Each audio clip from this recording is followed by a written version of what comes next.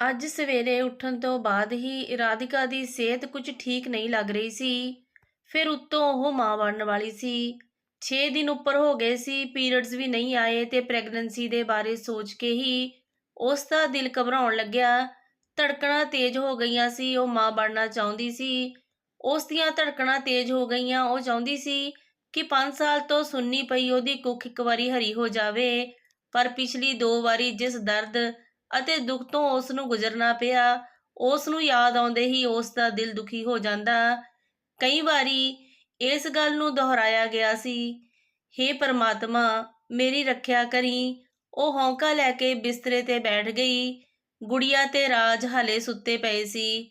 ਅੱਜ ਐਤਵਾਰ ਦਾ ਦਿਨ ਸੀ, ਦੋਨੋਂ ਲੇਟ ਹੀ ਉੱਠਦੇ ਸੀ ਤੇ ਸੱਸ ਤਾਇਆ ਜੀ ਦੇ ਘਰ ਗਈ ਹੋਈ ਸੀ। ਨਵਰਾਤਰੇ ਚੱਲ ਰਹੇ ਸੀ। ਪੋਤੇ ਲਈ ਮੰਨਤ ਪੂਰੀ ਕਰਨ ਲਈ ਉਸ ਨੇ ਆਪਣੇ ਘਰ ਦੇਵੀ ਦਾ ਜਾਗਰਣ ਕਰਵਾਇਆ ਸੀ। ਜਾਂਦੇ ਹੋਏ ਮੇਰੀ ਸੱਸ ਖੁਸ਼ ਨਹੀਂ ਸੀ।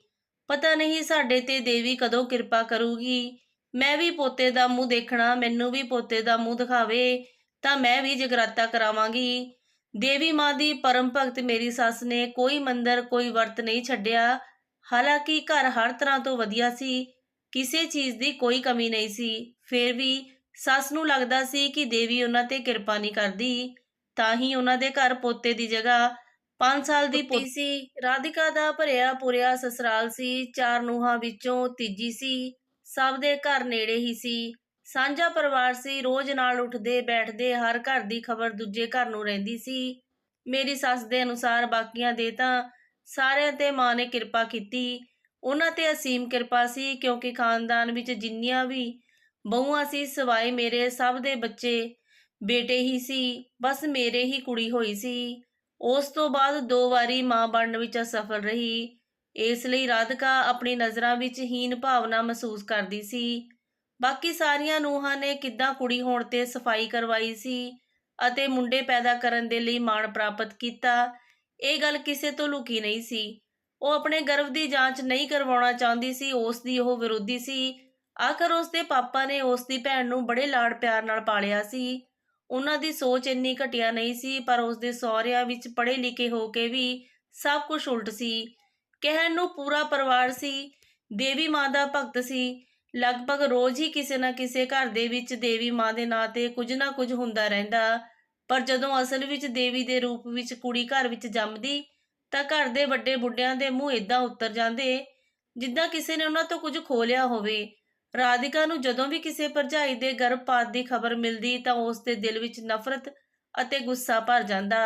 ਏਦਾਂ ਕੋਈ ਕਿੱਦਾਂ ਕਰ ਸਕਦਾ ਆਪਣੇ ਹੀ ਬੱਚੇ ਦੇ ਨਾਲ। ਪਰ ਜਦੋਂ ਉਹ ਪਹਿਲੀ ਵਾਰੀ ਪ੍ਰੈਗਨੈਂਟ ਹੋਈ ਸੀ ਤਾਂ ਸਮਝ ਆਇਆ ਸੀ ਕਿ ਵਿਚਾਰੀ ਭਾਬੀਆਂ ਦਾ ਕੋਈ ਕਸੂਰ ਨਹੀਂ ਸੀ। ਪੂਰੇ ਪਰਿਵਾਰ ਵਿੱਚ ਘਰ ਦੇ ਵੱਡਿਆਂ ਦਾ ਦਬਾਅ ਹੀ ਇੰਨਾ ਸੀ ਕਿ ਉਹਨਾਂ ਨੂੰ ਝੱਲਣਾ ਕੋਈ ਬੱਚਿਆਂ ਦਾ ਖੇਲ ਨਹੀਂ ਸੀ। ਚੰਗੇ ਚੰਗੇ ਹਾਰ ਮੰਨ ਜਾਂਦੇ। ਫਿਰ ਘਰ ਵਿੱਚ ਇੱਕ ਲਾਚਾਰ ਪਸ਼ੂ ਵਾਂਗ ਨੂੰਹ ਦੀ ਹੈਸੀਅਤ ਹੀ ਕੀ ਸੀ, ਜੋ ਆਪਣਾ ਗੁੱਸਾ ਦਿਖਾ ਕੇ ਆਪਣੀ ਜਾਨ ਨੂੰ ਆਪੇ ਮੁਸ਼ਕਲ ਵਿੱਚ ਪਾਵੇ। ਫਿਰ ਰਾਧਿਕਾ ਨੇ ਹਿੰਮਤ ਨਾ ਹਾਰੀ, ਰਾਜ ਪਲੀਜ਼, ਇਹ ਸਾਡਾ ਪਹਿਲਾ ਬੱਚਾ ਹੈ, ਮੈਂ ਇਸ ਨੂੰ ਜਨਮ ਜ਼ਰੂਰ ਦੇਵਾਂਗੀ। ਉਸ ਨੂੰ ਕਿਹਾ ਕਿ ਮੈਂ ਤੇਰੀ ਮਜਬੂਰੀ ਸਮਝਦਾ ਰਾਧਿਕਾ, ਇਹ ਤੇਰਾ ਨਹੀਂ ਮੇਰਾ ਵੀ ਬੱਚਾ, ਮੈਂ ਮਾਂ ਨੂੰ ਤਾਂ ਮਨਾ ਲੂੰਗਾ, ਪਰ ਜਿਹੜੀ ਰਿਸ਼ਤੇਦਾਰਾਂ ਦੀ ਫੌਜ ਆਪਣੇ ਆਲੇ ਦੁਆਲੇ ਹੈ, ਉਹ ਅੱਗ ਵਿੱਚ ਘਿਓ ਦਾ ਕੰਮ ਕਰਦੀ ਹੈ, ਉਸ ਤੋਂ ਕਿੱਦਾਂ ਨਿਪਟੂੰਗਾ। ਉਸ ਨੇ ਕਿਹਾ ਮੈਂ ਸੋਨੋਗ੍ਰਾਫੀ ਨਹੀਂ ਕਰਵਾਵਾਂਗੀ, ਜਿੱਦਾਂ ਵੀ ਹੋਵੇ ਮਾਂ ਜੀ ਨੂੰ ਤੁਸੀਂ ਮਨਾਉਣਾ ਹੈ। ਰਾਧਿਕਾ ਨੇ ਕਿਹਾ। ਬੱਚਿਆਂ ਨੂੰ ਲੈ ਕੇ ਰਾਧਿਕਾ ਕਿਸੇ ਵੀ ਤਰ੍ਹਾਂ ਦਾ ਸਮਝੌਤਾ ਕਰਨ ਲਈ ਤਿਆਰ ਨਹੀਂ ਸੀ ਅਤੇ ਇੱਕ ਸਕੀਮ ਦੇ ਤਹਿਤ ਉਹ ਆਪਣੇ ਪੇਕੇ ਚਲੀ ਗਈ। ਜਦੋਂ ਉਸ ਦੀ ਸੱਸ ਨੂੰ ਉਸ ਦੇ ਪ੍ਰੈਗਨੈਂਟ ਹੋਣ ਦੀ ਖਬਰ ਲੱਗੀ, ਉਦੋਂ ਤੱਕ ਉਸ ਦੇ ਅਬੋਰਸ਼ਨ ਲਈ ਦੇਰ ਹੋ ਚੁੱਕੀ ਸੀ। ਪਹਿਲਾ ਬੱਚਾ ਸੀ, ਇਸ ਲਈ ਰਾਧਿਕਾ ਦੀ ਨਾਸਮਝੀ ਦਾ ਨਾਟਕ ਉਸ ਦੀ ਸੱਸ ਸਮਝ ਨਹੀਂ ਪਾਈ। ਫਿਰ ਗੁੜੀਆ ਦਾ ਜਨਮ ਹੋਇਆ ਸੀ, ਜਿਸ ਨੂੰ ਉਸ ਦੀ ਸੱਸ ਨੇ ਬੁਝੇ ਮਨ ਨਾਲ ਸਵੀਕਾਰ ਕੀਤਾ ਅਤੇ ਉਸ ਦੇ ਜਨਮ ਦੇ ਉੱਤੇ ਨਾ ਤਾਂ ਕੋਈ ਜਾਗਰਣ ਹੋਇਆ ਸੀ ਤੇ ਨਾ ਹੀ ਕੋਈ ਵਧਾਈ ਦੇ ਗੀਤ ਗਾਏ ਗਏ। ਪਰ ਰਾਧਿਕਾ ਅਤੇ ਰਾਜ ਕੋਈ ਹੋਰ ਕਰੇ ਨਾ ਕਰੇ, ਉਹ ਆਪਣੀ ਧੀ ਨੂੰ ਬਹੁਤ ਪਿਆਰ ਕਰਦੇ ਸੀ। 2 ਸਾਲ ਬਾਅਦ ਫਿਰ ਉਹ ਗਰਭਵਤੀ ਹੋ ਗਈ। ਇਸ ਵਾਰੀ ਤਾਂ ਸੱਸ ਪੂਰੀ ਤਰ੍ਹਾਂ ਸਤਰਕ ਸੀ। ਉਹ ਪਹਿਲੀ ਭੁੱਲ ਨੂੰ ਕਿਸੇ ਵੀ ਕੀਮਤ ਤੇ ਦੁਹਰਾਉਣਾ ਨਹੀਂ ਚਾਹੁੰਦੀ ਸੀ। ਉਹ ਰਾਧਿਕਾ ਦੀ ਛੋਟੀ ਤੇ ਛੋਟੀ ਹਰਕਤ ਤੇ ਨਜ਼ਰ ਵੀ ਰੱਖਦੀ ਸੀ। ਉਹ ਬਚ ਨਾ ਸਕੀ ਅਤੇ ਮਾਂ ਦੇ ਇਮੋਸ਼ਨਲ ਡਰਾਮੇ, ਰੋਣੇ ਧੋਣੇ ਦੇ ਕਲੇਸ਼ ਤੋਂ ਬਚਣ ਲਈ ਰਾਜ ਅਣਚਾਹੇ ਮਨ ਨਾਲ ਹੀ ਸਹੀ ਰਾਧਿਕਾ ਤੇ ਦਬਾਅ ਪਾਉਣ ਲੱਗਾ ਕਿ ਰਾਧਿਕਾ, ਮਾਂ ਦੀ ਗੱਲ ਮੰਨ ਲੈ, ਮੈਨੂੰ ਕਲੇਸ਼ ਨਹੀਂ ਚਾਹੀਦਾ। ਮਾਂ ਨੂੰ ਹਰ ਵਾਰ ਸੰਭਾਲਣਾ ਮੇਰੇ ਲਈ ਔਖਾ। ਪਿਛਲੀ ਵਾਰੀ ਆਪਣੀ ਗੱਲ ਰਹਿ ਗਈ ਸੀ, ਇਸ ਵਾਰੀ ਮਾਂ ਦੀ ਹੋ ਜਾਣ ਦੇ। ਘਰ ਦਾ ਤਣਾਅ ਮੇਤੋਂ ਬਰਦਾਸ਼ਤ ਨਹੀਂ ਹੁੰਦਾ। ਮੈਂ ਸ਼ਾਂਤੀ ਨਾਲ ਜੀਣਾ ਚਾਹੁੰਦਾ। ਘਰ ਦੀ ਹਰ ਗੱਲ ਮਾਂ ਰੋ ਧੋ ਕੇ ਨਮਕ ਮਿਰਚ ਲਾ ਕੇ ਪੂਰੇ ਖਾਨਦਾਨ ਨੂੰ ਦੱਸਦੀ ਹੈ। ਸਭ ਦੀਆਂ ਨਜ਼ਰਾਂ ਰਾਧਿਕਾ ਤੇ ਰਾਜ ਤੇ ਸੀ। ਰੋਜ਼-ਰੋਜ਼ ਦੀ ਲੜਾਈ ਤੋਂ ਬਚਣ ਲਈ ਰਾਧਿਕਾ ਨੇ ਹਾਮੀ ਭਰ ਦਿੱਤੀ ਤੇ ਸਮਝੌਤਾ ਕਰ ਲਿਆ ਸੀ। ਹੁਣ ਤੱਕ 2 ਵਾਰੀ ਉਹ ਗਰਭ ਹੱਤਿਆ ਦਾ ਦੁੱਖ ਝੱਲ ਚੁੱਕੀ ਸੀ। ਰਾਧਿਕਾ ਅੱਜ ਫੇਰ ਉਸ ਮੋੜ ਤੇ ਖੜੀ ਸੀ। ਆਪ ਬੀਤੀ ਸੋਚ ਕੇ ਉਸ ਦਾ ਸਿਰ ਭਾਰੀ ਹੋ ਰਿਹਾ ਸੀ ਅਤੇ ਉਹ ਰਸੋਈ ਵਿੱਚ ਚਾਹ ਬਣਾਉਣ ਲਈ ਗਈ। ਰਸੋਈ ਵਿੱਚ ਕੰਮ ਵਾਲੀ ਬਰਤਨ ਧੋ ਰਹੀ ਸੀ। ਇੰਨੇ ਵਿੱਚ ਰਾਧਿਕਾ ਨੂੰ ਉਲਟੀ ਆ ਗਈ ਤੇ ਉਹ ਬਾਥਰੂਮ ਵੱਲ ਗਈ। ਕੰਮ ਵਾਲੀ ਨੇ ਕਿਹਾ, ਦੀਦੀ ਕੋਈ ਖੁਸ਼ਖਬਰੀ ਹੈ? ਉਹ ਰਾਧਿਕਾ ਵੱਲ ਦੇਖ ਕੇ ਸਮਝ ਗਈ ਸੀ। ਰਾਧਿਕਾ ਦੀ ਚੁੱਪੀ ਨੂੰ ਉਸਨੇ ਹਾਂ ਸਮਝਿਆ ਤੇ ਆਪਣਾ ਅੰਦਾਜ਼ਾ ਪੱਕਾ ਲਾ ਲਿਆ ਕਿ ਚਲੋ ਚੰਗਾ ਹੈ ਦੀਦੀ, ਗੁੜੀਆ ਕਦੋਂ ਤੱਕ ਕੱਲੀ ਖੇਲੂਗੀ? ਉਸ ਨੂੰ ਵੀ ਕੋਈ ਭੈਣ ਭਰਾ ਚਾਹੀਦਾ ਹੈ। ਇਕੱਲੇ ਤਾਂ ਬੱਚੇ ਦਾ ਘਰ ਵਿੱਚ ਜੀਅ ਵੀ ਨਹੀਂ ਲੱਗਦਾ। ਫਿਰ ਰਾਧਿਕਾ ਨੇ ਕਿਹਾ, ਤੇਰੇ ਕਿੰਨੇ ਬੱਚੇ ਨੇ? ਉਸਨੇ ਕਿਹਾ, ਬਸ ਮੇਰੀ ਇੱਕ ਧੀ ਹੈ, ਹੁਣ ਤਾਂ ਸਿਆਣੀ ਹੋ ਗਈ, 10ਵੀਂ 'ਚ ਪੜ੍ਹਦੀ ਹੈ। ਦੱਸਦੇ ਹੋਏ ਰਾਣੋ ਨੇ ਬੜੇ ਗਰਵ ਨਾਲ ਉਸ ਨੂੰ ਕਿਹਾ, ਕਿਉਂ ਦੂਜਾ ਬੱਚਾ ਕਿਉਂ ਨਹੀਂ ਕੀਤਾ? ਉਸ ਤੋਂ ਬਾਅਦ ਜਦੋਂ ਰਾਧਿਕਾ ਨੇ ਉਸ ਨੂੰ ਇਹ ਪੁੱਛਿਆ ਤਾਂ ਉਸਨੇ ਕਿਹਾ, ਕੀ ਦੱਸਾਂ ਦੀਦੀ, ਇਸ ਦੇ ਜਨਮ ਤੇ ਇੰਨਾ ਕਲੇਸ਼ ਹੋ ਗਿਆ ਸੀ। ਘਰ ਵਿੱਚ ਉਸ ਵਕਤ ਡਾਕਟਰ ਤੋਂ ਜਾਂਚ ਕਰਵਾ ਦਿੱਤੀ। ਮੈਂ ਠਹਿਰੀ ਅਨਪੜ੍ਹ ਗਵਾਰ, ਮੈਨੂੰ ਨਹੀਂ ਪਤਾ ਸੀ। ਮੇਰੇ ਗਰਭਪਾਤ ਦੇ ਪਿੱਛੇ ਹੀ ਪੈ ਗਏ, ਪਰ ਮੈਂ ਨਾ ਮੰਨੀ। ਤੁਸੀਂ ਦੱਸੋ ਦੀਦੀ, ਜੇ ਮੇਰੇ ਮਾਂ-ਬਾਪ ਨੇ ਮੇਰੇ ਨਾਲ ਏਦਾਂ ਕਰਦੇ ਤਾਂ ਮੈਂ ਕੀ ਇਸ ਦੁਨੀਆ ਵਿੱਚ ਆਉਂਦੀ? ਰਾਧਿਕਾ ਨੇ ਕਿਹਾ, ਫੇਰ ਕੀ ਹੋਇਆ? ਉਸਨੇ ਕਿਹਾ, ਹੋਣਾ ਕੀ ਸੀ? ਮੈਂ ਆਪਣੀ ਸੱਸ ਤੇ ਆਪਣੇ ਘਰ ਵਾਲੇ ਨੂੰ ਖਰੀ ਖੋਟੀ ਸੁਣਾਈ। ਤੁਸੀਂ ਪੁੱਛੋ ਨਾ, ਮੈਂ ਸਾਫ਼ ਕਹਿ ਦਿੱਤਾ ਕਿ ਜੇ ਮੈਂ ਅਨਪੜ੍ਹ ਗਵਾਰ ਆ ਪਰ ਮੇਰੇ ਹੱਥ ਪੈਰ ਸਲਾਮਤ ਨੇ, ਮੈਂ ਕਿਵੇਂ ਵੀ ਕਰਕੇ ਆਪਣਾ ਤੇ ਆਪਣੀ ਧੀ ਦਾ ਢਿੱਡ ਪਾਲ ਲੂੰਗੀ। ਤੇਰੇ ਦਰਵਾਜ਼ੇ ਤੇ ਨਹੀਂ ਆਉਂਗੀ ਰੋਟੀ ਮੰਗਣ ਲਈ। ਜੇ ਮੇਰੀ ਕੁੱਖ ਵੱਲ ਅੱਖ ਚੁੱਕ ਕੇ ਦੇਖਿਆ ਤਾਂ ਚੰਗਾ ਨਹੀਂ ਹੋਣਾ। ਬਸ ਮੇਰੀ ਸੱਸ ਨੇ ਮੈਨੂੰ ਘਰੋਂ ਕਢਵਾ ਦਿੱਤਾ। ਤੇ ਫਿਰ ਰਾਧਿਕਾ ਨੇ ਕਿਹਾ, ਕਿ ਤੇਰੇ ਘਰ ਵਾਲੇ ਨੇ ਤੈਨੂੰ ਰੋਕਿਆ ਨਹੀਂ? ਉਸਨੇ ਕਿਹਾ, ਉਹ ਕਿਉਂ ਰੋਕਦਾ, ਉਹ ਤਾਂ ਆਪਣੀ ਮਾਂ ਦੀ ਗੱਲ ਮੰਨਦਾ ਸੀ। ਮੈਂ ਵੀ ਸੋਚਿਆ ਅਜਿਹੇ ਆਦਮੀ ਤੋਂ ਪਿੱਛਾ ਛਡਾਓ ਜੋ ਦੁੱਖ ਦਰਦ ਵਿੱਚ ਆਪਣੇ ਘਰਵਾਲੀ ਦਾ ਸਾਥ ਹੀ ਨਹੀਂ ਦਿੰਦਾ ਤੇ ਮਾਂ ਦੇ ਪਿੱਛੇ ਲੁਕ ਜਾਂਦਾ। ਜੋ ਹੁਣ ਕੰਮ ਨਹੀਂ ਆਇਆ ਉਹ ਫਿਰ ਕੀ ਕੰਮ ਕਰੂਗਾ? ਬਸ ਦੀਦੀ, ਹੁਣ ਤਾਂ ਆਪ ਕਮਾ ਰਹੀ ਆ ਤੇ ਖਾ ਰਹੀ ਆ ਤੇ ਆਪਣੀ ਧੀ ਨੂੰ ਪੜ੍ਹਾ ਲਿਖਾ ਰਹੀ ਆ। ਇੱਕ ਹੀ ਗੱਲ ਕਹਿਣੀ ਹਾਂ ਉਸ ਨੂੰ ਕਿ ਦੁਨੀਆ ਤੋਂ ਕੁਝ ਉਮੀਦ ਨਾ ਕਰੀ, ਆਪਣੇ ਆਪ ਨੂੰ ਮਜ਼ਬੂਤ ਬਣਾ। ਰਾਧਿਕਾ ਰਾਣੋ ਦੀਆਂ ਗੱਲਾਂ ਸੁਣ ਕੇ ਹੈਰਾਨ ਰਹਿ ਗਈ ਤੇ ਇਸ ਬੁਰਾਈ ਦੀ ਜੜ ਉਸ ਦੇ ਘਰ ਤੱਕ ਹੀ ਨਹੀਂ, ਦੂਰ ਬਸਤੀ ਵਿੱਚ ਵੀ ਫੈਲੀ ਹੋਈ ਸੀ। ਰਾਧਿਕਾ ਨੇ ਕਿਹਾ, ਤੁਹਾਡੇ ਲੋਕਾਂ ਵਿੱਚ ਵੀ ਇਹ ਸਭ ਹੁੰਦਾ ਹੈ ਕਿ? ਉਸਨੇ ਕਿਹਾ, ਕਿਉਂ ਨਹੀਂ ਦੀਦੀ, ਅਸੀਂ ਗਰੀਬ ਠਹਿਰੇ। ਖੈਰ ਜਾਣ ਦੋ, ਇਹ ਸਭ ਲੋਕਾਂ 'ਚ ਤਾਂ ਚੱਲਦਾ ਹੈ। ਤੁਹਾਡੀ ਧੀ ਦੀ ਕਿਸਮਤ ਵਧੀਆ ਹੋਊਗੀ। ਪਰਮਾਤਮਾ ਉਸ ਨੂੰ ਤੁਹਾਡੇ ਘਰ ਭੇਜਿਆ ਹੈ। ਆਪਣੀ ਧੀ ਨੂੰ ਹੀ ਦੇਖ ਲਵੋ, ਪਰੀਆਂ ਦੇ ਵਾਂਗ ਰਹਿੰਦੀ ਹੈ। ਬਿਲਕੁਲ ਰਾਜਕੁਮਾਰੀਆਂ ਵਰਗਾ ਉਸ ਦਾ ਜੀਵਨ ਹੈ ਤੇ ਰਾਜ ਕਰਦੀ ਹੈ। ਰਾਧਿਕਾ ਉਸ ਦੀ ਗੱਲ ਧਿਆਨ ਨਾਲ ਸੁਣ ਰਹੀ ਸੀ, ਪਰ ਉਸ ਦੀ ਆਖਰੀ ਗੱਲ ਨੇ ਰਾਧਿਕਾ ਦੇ ਦਿਲ ਨੂੰ ਤੀਰ ਵਾਂਗ ਬਿੰਨ ਦਿੱਤਾ ਸੀ ਕਿ ਇਸ ਨੂੰ ਕੀ ਪਤਾ ਕਿ ਉਸ ਦੇ ਲਈ ਮੈਨੂੰ ਕਿੰਨਾ ਕੁਝ ਕਰਨਾ ਪਿਆ, ਉਸ ਨੂੰ ਬਚਾਉਣ ਲਈ ਮੈਨੂੰ ਕਿੰਨਾ ਝੂਠ ਬੋਲਣਾ ਪਿਆ। ਇਨ੍ਹਾਂ ਪੜ੍ਹੇ ਲਿਖੇ ਤੇ ਸੰਪੰਨ ਪਰਿਵਾਰਾਂ ਵਿੱਚ ਜੋ ਆਪਣਾ ਜੀਵਨ ਪਰਮਾਤਮਾ ਦੀ ਇੱਛਾ ਨਾਲ ਨਹੀਂ ਬਲਕਿ ਆਪਣੇ ਨਾਲ ਜੀਣਾ ਚਾਹੁੰਦੇ ਨੇ, ਕਿਉਂ ਹਰ ਤਰ੍ਹਾਂ ਤੋਂ ਪੂਰੇ ਪਰਿਵਾਰਾਂ ਵਿੱਚ ਕੁੜੀ ਨੂੰ ਜਨਮ ਦੇਣ ਤੋਂ ਡਰਦੇ ਨੇ? ਪਤਾ ਨਹੀਂ ਕੀ ਸੋਚ ਹੈ। ਰਾਧਿਕਾ ਚਾਹ ਲੈ ਕੇ ਆਪਣੇ ਕਮਰੇ ਵਿੱਚ ਆ ਗਈ, ਪਰ ਹੁਣ ਉਸ ਦਾ ਪੀਣ ਦਾ ਮਨ ਨਹੀਂ ਸੀ। ਜੋ ਕੁਝ ਉਸ ਦੇ ਸਾਹਮਣੇ ਆਉਣ ਵਾਲਾ ਸੀ ਉਸ ਲਈ ਉਹ ਹਾਲੇ ਤਿਆਰ ਨਹੀਂ ਸੀ। ਕੰਮ ਵਾਲੀ ਦੀਆਂ ਗੱਲਾਂ ਉਸ ਦੇ ਕੰਨਾਂ ਵਿੱਚ ਗੂੰਜ ਰਹੀਆਂ ਸੀ। ਦਿਖਣ ਵਿੱਚ ਪਤਲੀ ਜਿਹੀ ਕੰਮ ਵਾਲੀ, ਪਰ ਅੰਦਰੋਂ ਬਹੁਤ ਹਿੰਮਤ ਵਾਲੀ ਸੀ। ਇੱਕ ਅਣਦੇਖੇ ਅਣਜੰਮੇ ਬੱਚੇ ਲਈ ਇੱਕ ਹੀ ਝਟਕੇ ਵਿੱਚ ਸਭ ਕੁਝ ਛੱਡ ਦਿੱਤਾ। ਨਾ ਸਮਾਜ ਦੀ ਚਿੰਤਾ ਕੀਤੀ, ਨਾ ਸਿਰ ਤੇ ਛੱਤ ਦੀ ਫਿਕਰ ਤੇ ਨਾ ਘਰ ਵਾਲੇ ਦਾ ਮੋਹ। ਰਾਧਿਕਾ ਸੋਚ ਰਹੀ ਸੀ ਕਿ ਮੇਰੇ ਵਿੱਚ ਕਿਉਂ ਨਹੀਂ ਇੰਨੀ ਹਿੰਮਤ ਹੈਗੀ। ਮੈਂ ਤਾਂ ਰਾਜ ਦੇ ਬਿਨਾਂ ਰਹਿਣ ਦਾ ਸੋਚ ਵੀ ਨਹੀਂ ਸਕਦੀ। ਮੈਂ ਪੜ੍ਹੀ ਲਿਖੀ ਹੋ ਕੇ ਵੀ ਉਸ ਕੰਮ ਵਾਲੀ ਦੇ ਅੱਗੇ ਕੁਝ ਨਹੀਂ। ਮੈਂ ਇੱਕ ਜਿੰਦੀ ਜਾਗਦੀ ਇਨਸਾਨ ਨਹੀਂ, ਇੱਕ ਖਿਡੌਣਾ ਜਿਸ ਨੂੰ ਚਲਾਉਣ ਵਾਲਾ ਰਿਮੋਟ ਕੰਟਰੋਲ ਦੂਜਿਆਂ ਦੇ ਹੱਥ ਵਿੱਚ ਹੈ। ਰਾਧਿਕਾ ਆਪਣੇ ਹੀ ਖਿਆਲਾਂ ਵਿੱਚ ਬੁਰੀ ਤਰ੍ਹਾਂ ਉਲਝੀ ਸੀ। ਬਾਹਰ ਨਿਕਲਣ ਦਾ ਕੋਈ ਰਾਸਤਾ ਨਹੀਂ ਸੁੱਝ ਰਿਹਾ ਸੀ। ਰਾਜ ਉੱਠ ਕੇ ਆਪਣੇ ਰੋਜ਼ ਦੇ ਕੰਮਾਂ ਵਿੱਚ ਰੁੱਝ ਗਿਆ। ਰਾਧਿਕਾ ਉਸ ਨੂੰ ਕੁਝ ਨਾ ਕਹਿ ਸਕੀ, ਪਰ ਉਹ ਅਜੀਬ ਹੀ ਉਲਝਣ ਵਿੱਚ ਸੀ। ਥੋੜੇ ਚਿਰ ਬਾਅਦ ਉਸ ਦੀ ਸੱਸ ਆ ਗਈ। ਰਾਧਿਕਾ ਦੀ ਖਰਾਬ ਤਬੀਅਤ ਦਾ ਕਾਰਨ ਸਮਝ ਆਉਂਦੇ ਹੀ ਉਹ ਖੁਸ਼ੀ ਨਾਲ ਫੁੱਲੀ ਨਹੀਂ ਸਮਾਈ ਤੇ ਕਹਿਣ ਲੱਗੀ, ਮੈਂ ਜਾਣਦੀ ਸੀ ਇਹ ਹੋਣ ਵਾਲਾ ਹੈ। ਦੇਵੀ ਮਾਂ ਮੈਨੂੰ ਨਿਰਾਸ਼ ਨਹੀਂ ਕਰੂਗੀ।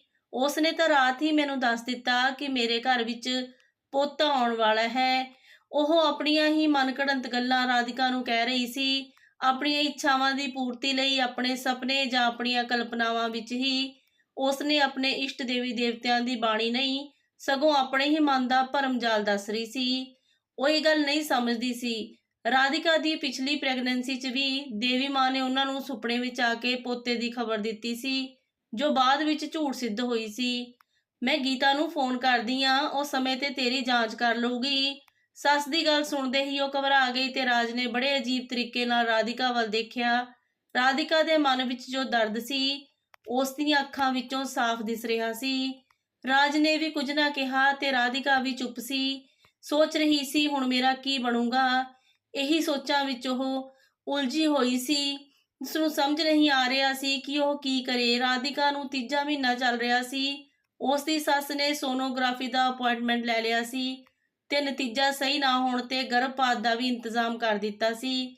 ਸਾਡੇ ਦੇਸ਼ ਵਿੱਚ ਵੈਸੇ ਤਾਂ ਲਿੰਗ ਜਾਂਚ ਅਪਰਾਧ ਹੈ, ਪਰ ਕੁਝ ਥਾਵਾਂ ਤੇ ਪੈਸੇ ਦੇ ਕੇ ਸਭ ਹੋ ਸਕਦਾ, ਜੋ ਕਿ ਗਲਤ ਹੈ।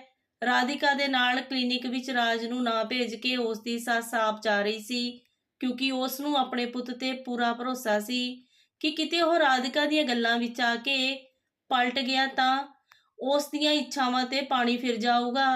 ਰਾਧਿਕਾ ਦੀ ਸੋਨੋਗ੍ਰਾਫੀ ਹੋ ਗਈ, ਉਸ ਦੀਆਂ ਆਸ਼ਾਵਾਂ ਤੇ ਫਿਰ ਪਾਣੀ ਫਿਰ ਗਿਆ, ਪਰ ਉਹ ਨਿਯਤੀ ਦੇ ਅੱਗੇ ਝੁਕਣ ਨੂੰ ਤਿਆਰ ਨਹੀਂ ਸੀ।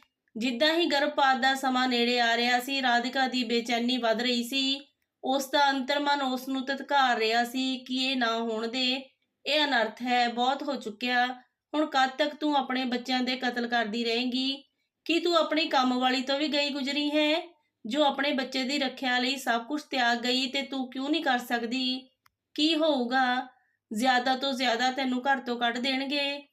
ਤੈਨੂੰ ਰਾਜ ਤੋਂ ਪਰੇ ਹੋਣਾ ਪਊਗਾ, ਤੈਨੂੰ ਘਰ ਛੱਡਣਾ ਪਊਗਾ, ਪਰ ਆਪਣੀ ਬੱਚੀ ਨੂੰ ਤਾਂ ਜਿਉਂਦਾ ਰੱਖ ਪਾਏਂਗੀ। ਉਹ ਨੰਨੀ ਜਿਹੀ ਜਾਨ ਪੂਰੀ ਤਰ੍ਹਾਂ ਤੇਰੇ ਸਹਾਰੇ ਹੈ।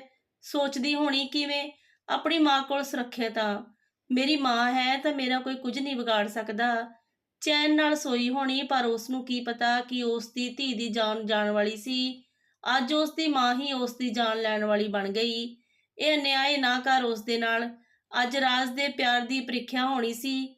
ਹਰ ਵਾਰ ਗਲਤ ਫੈਸਲੇ ਲਈ ਮਾਂ ਦੇ ਨਾਲ ਹੀ ਖੜਾ ਹੁੰਦਾ ਆਦਮੀ, ਕੀ ਅੱਜ ਆਪਣੀ ਘਰਵਾਲੀ ਦੇ ਸਹੀ ਫੈਸਲੇ 'ਚ ਉਸ ਦੇ ਨਾਲ ਨਹੀਂ ਖੜ ਸਕਦਾ ਸੀ? ਉਹ ਨਹੀਂ ਖੜ ਸਕਦਾ ਤਾਂ ਫਿਰ ਅਜਿਹੇ ਘਰ ਵਾਲੇ ਤੋਂ ਕੀ ਉਮੀਦ ਕਰਨਾ? ਉਹ ਤਾਂ ਜ਼ਿੰਦਗੀ ਵਿੱਚ ਕਿਸੇ ਵੀ ਮੋੜ ਤੇ ਤੇਰਾ ਸਾਥ ਛੱਡ ਸਕਦਾ।